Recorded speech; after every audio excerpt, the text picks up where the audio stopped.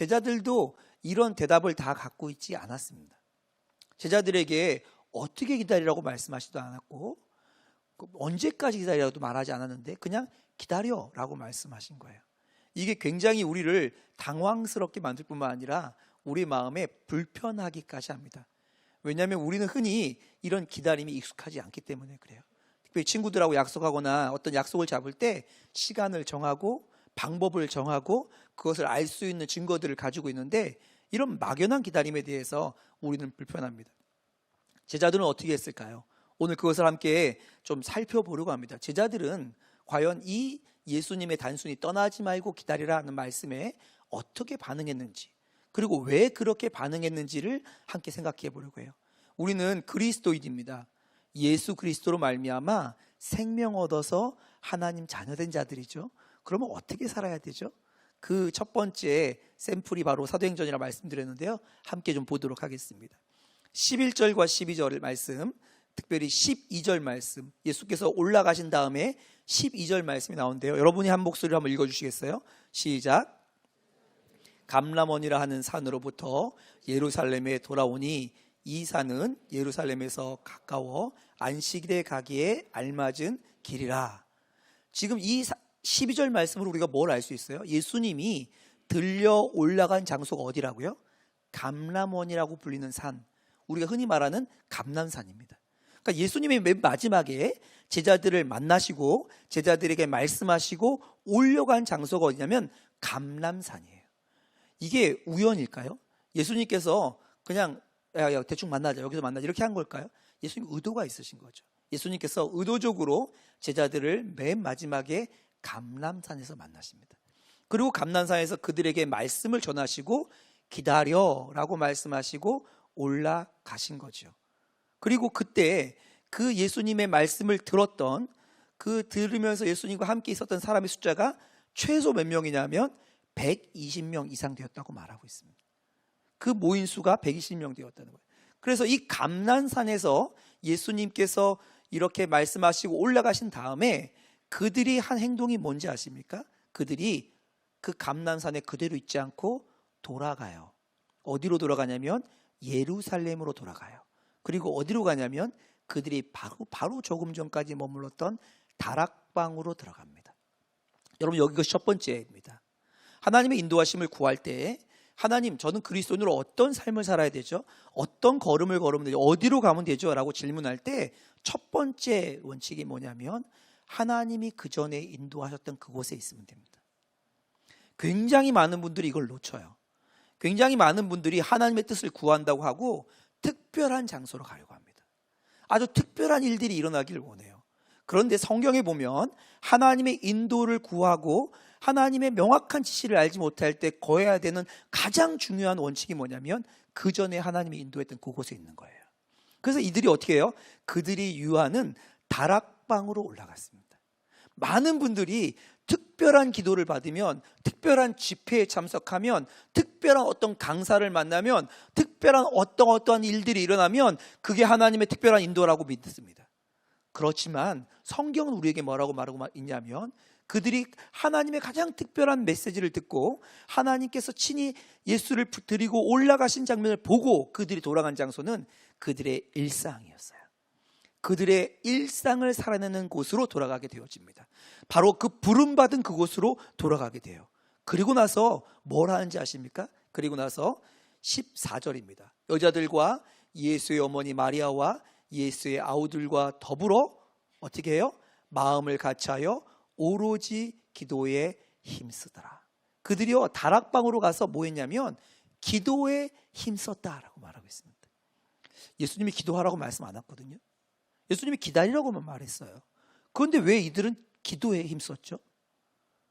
많은 분들이 여기서 굉장히 큰 오해를 하는데 기도가 가장 신령한 방법이야. 기도가 가장 좋은 방법이기 때문에 그래. 그러니까 우리도 그냥 기도하면 돼. 이런 생각들을 하시는 분이 굉장히 많습니다. 그런데 저는 질문이 있었어요. 젊은 날부터. 저희도 기도하지만 무슬림들도 기도합니다. 불교들도 기도해요. 천지신명께도 기도합니다. 티베트 라마 불교의 사람들은 걸어가면서 기도해요. 걷고 기도하고 이렇게 걸으면서 기도하고. 그분들의 기도하고 우리의 기도는 뭐가 다른 거죠? 하나님 우리에게 기도하러 간 것이 어떤 차이가 있는 거죠? 부르는 대상만 차이가 있는 걸까요? 성경은 이 기도했다라고 하는 이 부분에 대해서 그냥 감춰두지 않고 설명해 나가고 있죠. 13절에 그들이 12절 말씀에 그들이 있었던 장소가 어디예요? 감람산이었어요. 그렇죠? 그 감람산에서부터 예수님이 올라가셨어요. 감람산은 뭐 하는 곳입니까? 감람산은 예수님이 기도했던 장소예요. 예수님의 마지막 기도가 있었던 곳이 어디예요? 겟세마네 동산 감람산 아래쪽에 있는 곳입니다. 그러니까 감람산에서 예수님께서 마지막 명령을 주셨다는 건 뭐예요? 예수님이 기도했던 장소를 기억나게 하는 곳으로 불러다가, 그러면서 제자들에게 뭐라고 말씀하셨어요? 너희들 떠나지 말고 기다려라 라고 말씀하신 거예요. 그러니요, 그들이 기다리는 방법으로 뭘 취하게 됐겠어요? 우리 예수님 따라가는 거야. 주님이 하시는 말씀에 순종하는 거야. 그런데 주님이 우리를 어디로 불렀냐면 감람산에 불러서 말씀하셨어. 그러니 우리 기다리면서 기도하는 게 마땅한 것 같아 라고 결론이 지어진 거예요. 기도했기 때문에 놀라운 일이 일어난 게 아니고요, 주님께 순종하기로 했기 때문에, 주님의 말씀을 따라가기로 결정했기 때문에, 그래서 그들이 기도했던 거고, 그 이로 인하여서 초대교회에 가장 놀라운 일이 일어난 것입니다. 여러분, 오해하시면 안 됩니다. 기도라는 어떤 행위 자체가 놀라운 일들을 만들어낸 게 아니에요. 기도라는 행위가 많아졌기 때문에 놀라운 일들이 만들어진 게 아닙니다. 주님의 말씀을 따라서, 주님의 인도함을 따라서 주님을 따라가다 보니까 기도하게 되었고, 그 일을 통해서 주께서 놀라운 은혜를 주신 거예요. 기도보다 더 우선이 있어요. 그게 뭔지 아십니까? 주님의 말씀을 따라 순종하는 사람입니다. 순종은 없는데 기도하는 사람들이 얼마나 어려운지 몰라요. 제가 교회에서 목회를 하고 나서 제일 조심하는 부류의 분들이 계신데, 기도 많이 하는 분들입니다. 기도를 많이 하는데 어떤 기도를 많이 하시냐면 기도 혼자 많이 하시는 분들이에요. 말씀의 인도함은 없이 기도 많이 했기 때문에 자기가 느낀 것이 하나님의 뜻이라고 생각하는 분들이 굉장히 교회를 힘들게 하는 가능성이 높습니다. 여러분, 기도 자체가 능력이 아니고 하나님 말씀을 따라가다 보니까, 하나님 인도를 따라가다 보니까 그 자리가 기도하는 자리였던 거예요. 그래서 그 순종의 반응으로 기도로 들어가게 됩니다. 여러분이 얼마나 기도했느냐가 여러분의 능력이 아닙니다. 우리의 기도가 하나님 앞에 순종으로 들어가는 그 길목이냐, 그 길이냐가 여러분을 변화시켜요. 그래서요, 그들이 어떻게 해요? 그들이 예수께서 승천하신 이후에 마가의 다락방에 모여서 기도합니다. 처음에 몇 명인지 모르겠지만 120명이 함께 기도했다고 기록되어 있어요. 그리고 그들이 놀라운 일을 경험하게 되는데요, 여러분 여기서 한 가지 아셔야 될 게 있습니다. 이렇게 하나님의 뜻을 따라 순종하고 그 길을 걸어갈 때 일어나는 세 가지 특징이 있어요. 내가 기다릴 때, 하나님 말씀을 따라서 기다리고 하나님의 일들이 이루어지기를 바랄 때, 이 세 가지 특징이 굉장히 중요한 성경적 원칙입니다. 어떤 일이 일어나는지 함께 살펴보면 좋겠습니다. 첫 번째입니다. 첫 번째, 15절과 16절인데 제가 읽겠습니다. 그때에 그들이 그 마가의 다락방에서 기도할 때에 베드로가 그 형제들 가운데 일어서서 이르되 말합니다. 근데 이게 언제인지 아십니까? 아직 성령이 임하기 전이에요. 성령이 불처럼 임하기 전에 어떤 일이 일어나는지 보십시오. 16절입니다. 형제들아, 성령이 다윗의 입을 통하여 예수 잡는 자들의 길잡이가 된 유다를 가리켜 미리 말씀하신 성경이 응하였으니 마땅하도다. 베드로가 뭐라고 해요? 성경 말씀을 깨닫게 되었어요. 하나님의 말씀이 이게 마땅한 거구나 하는 것을 깨닫게 되었어요. 베드로가 성령에 임하고 난 다음에 하나님 말씀이 그때부터 쫙 눈에 보여진 게 아니고, 하나님의 말씀에 순종하는 자에게 하나님께서 하나님의 말씀을 깨닫고 알 수 있게 해주십니다. 한번 계속 보겠습니다. 20절 말씀, 이 성경 말씀이 임한 것이 당연하다고 하면서 20절에 이렇게 말하고 있습니다. 베드로의 고백이에요. 시편에 기록되었을 때 시편 말씀을 말하고 있습니다. 그의 거처를 황폐하게 하시며 거기 거하는 자가 없게 하소서. 한 절이고요. 또 하나, 또 일렀을 때 그의 직분을 타인이 취하게 하소서 하였도다. 이게 죽은 유다를 향한 하나님의 말씀이라는 거예요. 근데 이 말씀이 어디 기록되어 있냐면 이 말씀이 시편 69편에 기록되어 있습니다. 25절입니다. 그들의 거처가 황폐하게 하시며 그들의 장막에 사는 자가 없게 하소서. 이 말씀을 읽고 이 말씀이 유다를 향한 말씀이라는 걸 깨닫게 되었어요. 시편 109편 8절입니다. 그의 연수를 짧게 하시며 그의 직분을 타인이 빼앗게 하시며. 이 말씀을 읽고 이 말씀을 읽었을 때 이게 하나님께서 유다를 향해서 주시는 말씀이라는 것을 깨닫게 되었어요. 그전에는 이들이 구약 성경을 몰랐나요? 유대인입니다. 너무 잘 알고 있어요. 그런데 그전에는요, 이런 말씀을 읽고도 두려워서 벌벌 떨며 숨었던 그들이 하나님의 말씀에 순종하려 하여 그들이 기도에 힘쓰기 시작할 때 하나님의 말씀이 깨달아집니다. 저는요, 어떻게 해야 되기를 원했냐면 주님 앞에 기도하면 주님이 왼쪽 3걸음, 그리고 2초 기다려, 뭐 지나간다, 그리고 나서 앞으로 3걸음, 이렇게 말씀하시면 좋겠더라고요. 마치 저의 길을 그렇게 등불처럼 인도하시면 좋겠다는 거예요. 저는 그래서 질문을 많이 했어요. 하나님, 이건 어떻게 합니까? 언제까지 기다리지요? 그러면 그때가 되면 무슨 일이 일어나지요? 하나님, 증거는 뭐예요? 알려주세요. 근데 그때마다 하나님께서 이 질문에 답을 해주시는 게 아니라 주의 말씀을 따라 가려고 할 때 어떻게 말씀하시냐면 하나님의 말씀이 깨달아지게 하는 거예요. 전혀 내가 질문하는 것과 관계없는데 하나님의 말씀이 깨달아지게 하세요. 그리고 하나님의 말씀이 믿어지게 하는 거예요. 여러분에게는 그런 일이 있나요? 여러분은 하나님 말씀을 펴십니까? 베드로와 그 120 문도들이 다 기도하기로 결정했잖아요. 근데 보니까 뭐 한 것 같아요? 시편 말씀을 읽었던 것 같아요. 기도하면서 시편 말씀을 계속 읽었던 것 같아요. 읽으면서 하나님의 말씀이 깨달아지기 시작했던 거예요. 직접 언제까지 기다려야 되느냐요? 어떻게 기다려야 되느냐? 이건 모르겠어요. 그런데 유다에 대한 이 일이 하나님의 뜻이었구나 라는 것을 알게 되는 사건이 일어나게 되어집니다. 20절에 그래서 그 시편 말씀을 이해하고 난 다음에 그들이 결론을 내립니다. 첫 번째, 그가 망하게 하소서. 유다가 망하게 된 것이 성경의 말씀에 응한 거구나. 두 번째, 그의 역할, 직분을 다른 사람이 대신하게 하소서. 그러니까 이제 유다가 죽었으니 우리 12 제자들 중에 한 명의 자리를 누군가가 대신해야 되는 거구나 라는 것을 깨닫게 되는 거예요. 아니, 언제까지 기다려야 되고 기다리면 뭔 일이 일어나고 그게 도대체 어떤 일인지는 하나도 몰라요. 근데 전혀 엉뚱한 일들에 대한 깨달음이 오기 시작한 거예요. 그래서 그 일 깨달은 것만큼 한 걸음 순종하기로 합니다. 유다의 직분의 빈자리를 한 사람을 데려다가 다시 채우기로 결정해요. 그래서 어떻게 하는지 보십시오. 21절과 22절입니다. 이러함으로 요한의 세례로부터 우리 가운데 올려져 가신 날까지 주 예수께서 우리 가운데 출입하실 때에 항상 우리와 함께 다니던 사람 중에 한 사람을 세워 우리와 더불어 예수께서 부활하심을 증언할 사람이 되게 하여라 하리라 하거늘. 그래서 유다가 빠진 그 자리에다가 한 사람을 세우시기로 결정한 겁니다. 왜요? 성경 말씀을 깨달아서.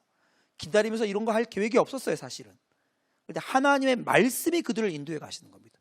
기도하면, 정말 하나님 기뻐하는 기도하면 첫 번째 증거가 뭔지 아십니까? 첫 번째 증거가 하나님 말씀 따라가는 자들에게 말씀이 깨달아져요.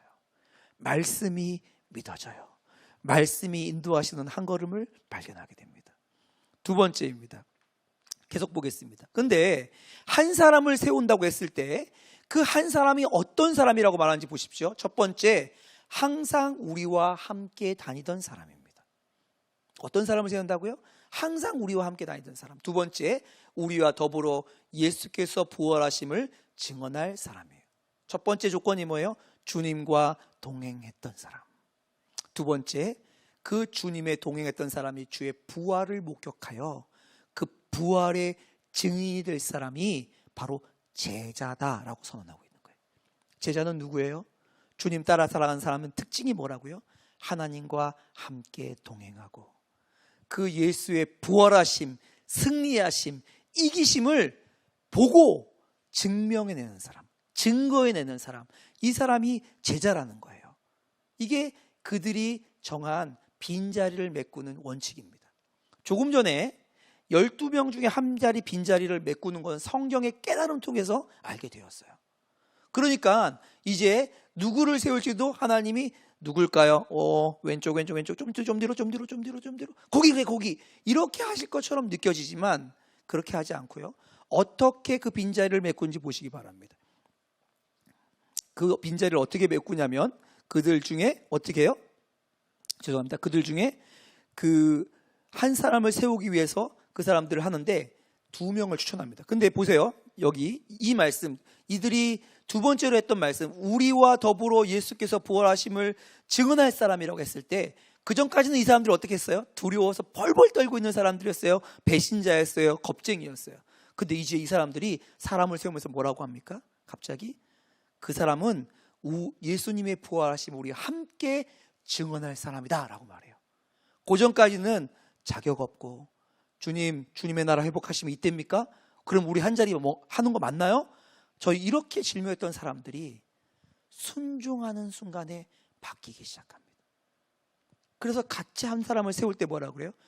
증인을 세우겠다고 해요. 예수님 말씀하신 너희가 내 증인이 되리라 했던 이 말씀이 드디어 제자들에게 믿어지기 시작한 거죠. 그래서 그들이 이제 제자의 한 사람을 세우기 위해서 어떻게 하는지 보십시오. 죄송합니다. 23절 말씀에 그들이 2사람을 추천합니다. 하나는 요셉이란 사람이고 하나는 마띠아라고 하는 사람입니다.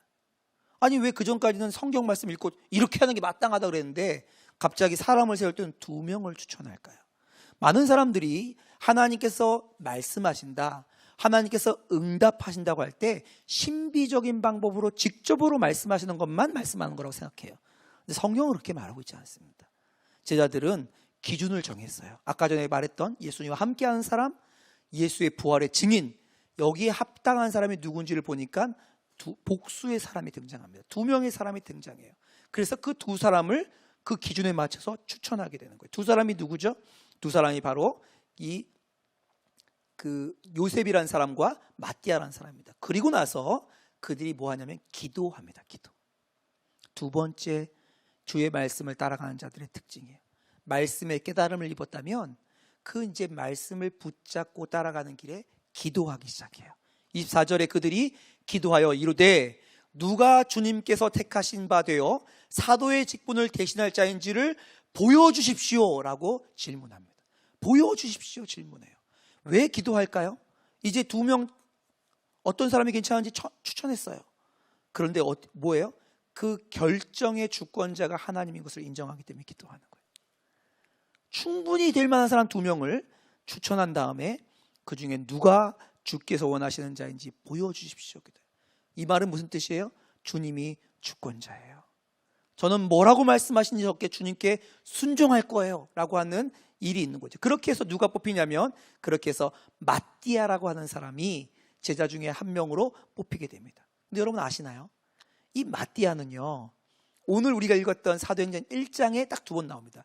2사람을 추천했다. 요셉과 마띠아. 그리고 마띠아를 얻으니 여기 외에는 한 번도 안 등장해요.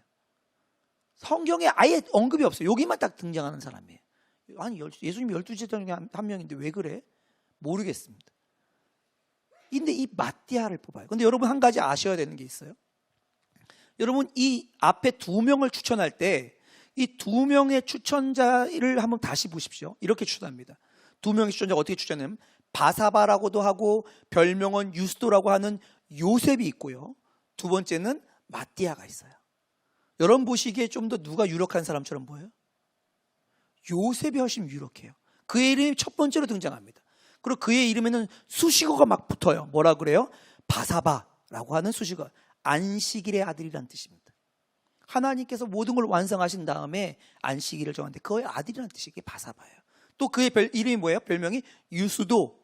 유스도는 정의라는 뜻입니다. 정의로운 사람이었던 거예요. 그러니까 사람들이 칭찬할 만하고 사람들이 청구할 만뿐만 아니라 유력한 사람이 누구였냐면 요셉이었습니다. 근데 그 2번째 추천한 사람은 조건에는 다 부합해요. 근데 이름이 뭐예요? 마띠아. 설명이 없어요. 그러니까 우리가 제비 뽑아서 뽑으면 누가 뽑혀야 돼요? 우리가 이렇게 투표해서 뽑으면 누가 뽑혀야 돼요? 요셉이 뽑힐 만한 사람이에요. 그런데요, 이런 가운데 기도합니다. 하나님께서 우리에게 길을 보여주실 때 하나님 이거 해야 돼요, 저거 해야 돼요. 제가 볼 때는요, 이게 진짜 좋은 것 같아요. 이것도 오긴 않는데 이건 왜 왔나 몰라. 근데 아무튼 이것도 저희 지금 옵션은 있어요. 근데 주여 이루시옵소서, 주여 역사하시옵소서, 이렇게 돼요. 우리가 그래, 그렇죠? 근데 그들이요, 그 조건에 부합한 것을 그대로 주님 앞에 내놓습니다. 그리고 기도해요. 성령께서 그들을 하여금 제비를 뽑게 하셨는데, 제비가 참 희한하게 누가 뽑혀요? 마띠아가 뽑힙니다. 그래서 이 세 번째 이제 예수 따르는 사람의 특징이 말씀을 깨닫고 기도하고, 세 번째 특징이 나오는데, 특징이 뭐냐면 열린 마음입니다. 자기네들이 볼 때는 아무래도 이거예요. 근데 하나님이 이거라고 말씀하시면 그대로 인정하고 따라갑니다. 요셉이죠. 누가 봐도 요셉이죠. 근데 하나님이 성령께서 마띠아라고 하신 거예요. 그래요? 그럼 마띠아입니다. 이것이 주님을 따라가는 사람들의 발걸음입니다. 주위의 사람들의 추천이, 주위에 존경하는 목사님이 찾아와서 저에게 여목사 이렇게 내가 책임져 줄게, 그렇게 말씀하시는 경우들이 몇 번 있었습니다. 제가 아버지처럼 모시는 목사님도 한 번 찾아와서 그렇게, 성령께서 그 말씀을 듣자마자 그날 오후에 주께서 절대 사람 의지하지 마라 라는 말씀을 하시더라고요. 아니 아무리 봐도 이쪽이 맞는데, 이쪽이 유력한데, 물론 요 옵션도 없는 건 아니지만 이쪽이 맞는데요. 주님, 주의 말씀이면 열린 마음으로 순종하는 거죠. 이것이 주님을 따라가는 사람의 특징입니다. 여러분, 그래서 그 마띠아가 어떻게 됩니까? 마띠아가 11사도의 수에 들어가게 됩니다. 이것이 오늘 1장에 나와 있는 하나님의 말씀을 따라 순종하기로 한 제자들의 특징이에요. 세 가지 특징을 다시 한번 볼까요? 말씀을 깨닫고 신뢰하게 됩니다. 말씀을 따라 기도하고 구하게 됩니다. 주의 인도하심 앞에 열린 마음을 가지고 그것을 따르게 됩니다. 여러분, 이 마음을 가지고 한번 살아보면 어떨까요? 우리는 다윗이에요. 다윗 공동체는 주의 마음에 합한 사람들이라는 뜻입니다. 여러분, 하나님께서 우리를 그렇게 불러주셨어요. 여러분, 주의 말씀을 펴서 그런가 묵상하고, 그 말씀 따라서 무릎 꿇고 주의 주권을 인정해드리고, 내가 보기에는 아무것도 아닌 것 같아 보여도 이거라 하시면 열린 마음으로 순종할 때 하나님의 일하심을 경험하게 됩니다. 그때 비로소 그리스도인들의 놀라운 간증을 삶으로 살아나게 되는 거예요. 이것이 우리에게 허락된 하나님의 인도하심입니다. 오늘 제목이 뭐였죠? 주님 어떻게 기다려요? 주님 저 기다리라고 하셨는데 뭐 하면서 기다려요?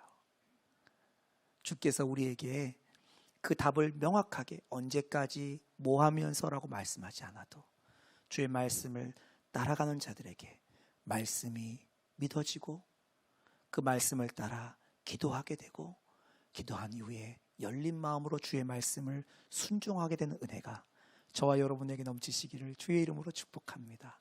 같이 기도하겠습니다. 여러분도 질문하는 거 있죠? 주님 어떻게 해요? 주님 어느 길이에요? 먼저 주님 앞에 우리 고백합시다. 하나님, 이 질문과 저의 고민들 앞에 주님이 인도자인 줄 믿습니다. 겁장이들을 불러다가 맡기실 때 그 길을 예비하신 분이 주님이신 줄 믿습니다. 제 길도 예비하시고 인도하실 줄 믿습니다.